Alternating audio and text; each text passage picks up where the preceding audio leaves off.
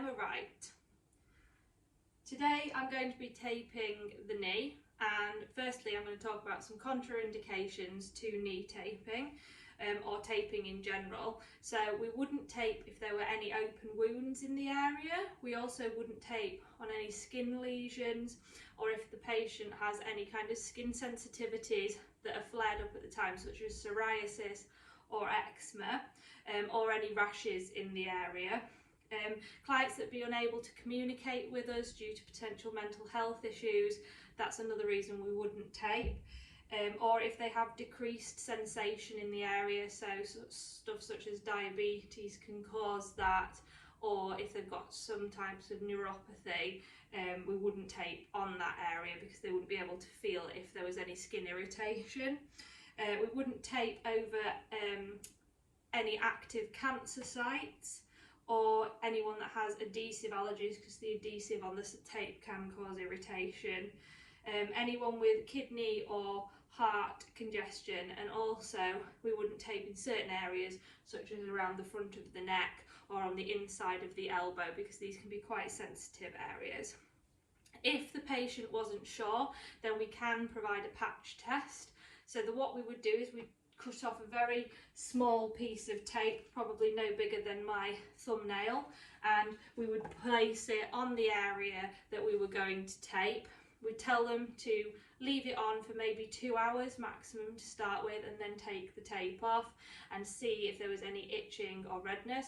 Obviously, if there was any itching before that 2 hours, then we would tell them just to take the tape off then and there. Then we would work that up to bigger bits of tape or longer periods of time, and eventually if we can leave a decent sized amount of tape on for 24 hours or even longer, up to a week, and there's no irritation in that time or up to that time, then we know that they do not have any allergies and it would be safe to tape them. So it would be just starting very small piece of tape, small amount of time, and then just making them bigger and bigger until we know that there's going to be no adverse reaction to that tape. So firstly, I'm going to tape the knee. So I'm going to place the patient's knee at a 90-degree angle. This can obviously either be done off the side of the bed or on the bed.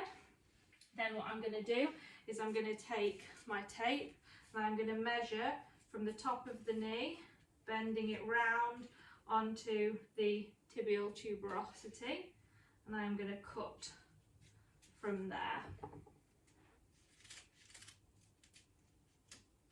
I'm then going to cut another piece of tape exactly the same size to go around the other side of the knee.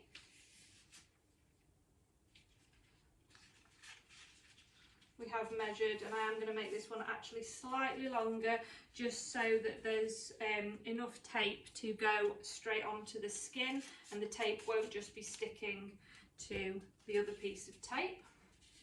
From there, I'm then going to cut and round the corners of the tape so there are no sharp edges. I'm just going to cut them into a nice round shape.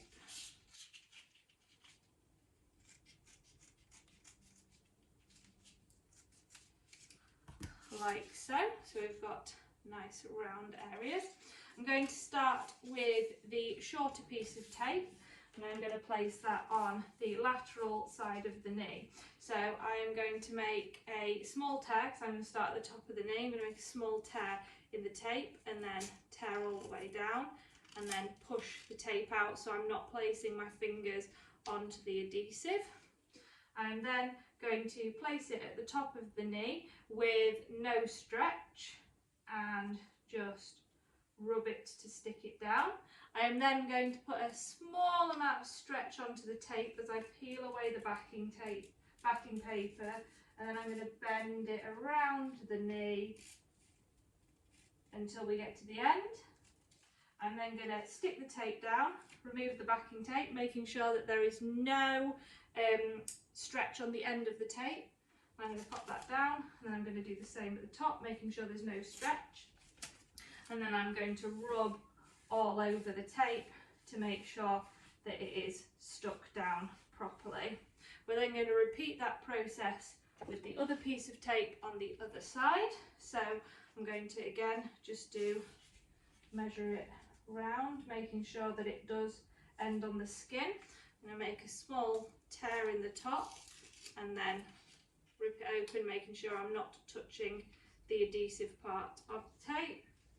Placing the tape on the knee at the top,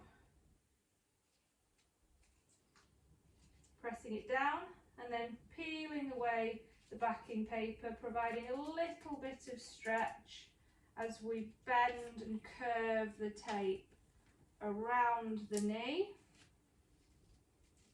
And then again at the bottom, taking the tape off with no stretch and leaving the tape down, and then the same at the top, no stretch, and then leaving the tape down, providing pressure all the way along to make sure that the tape is fully stuck down.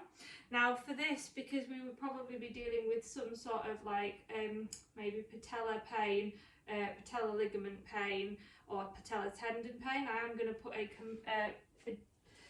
strip along the tibial tuberosity. So I'm going to place that there and just measure it and cut it off.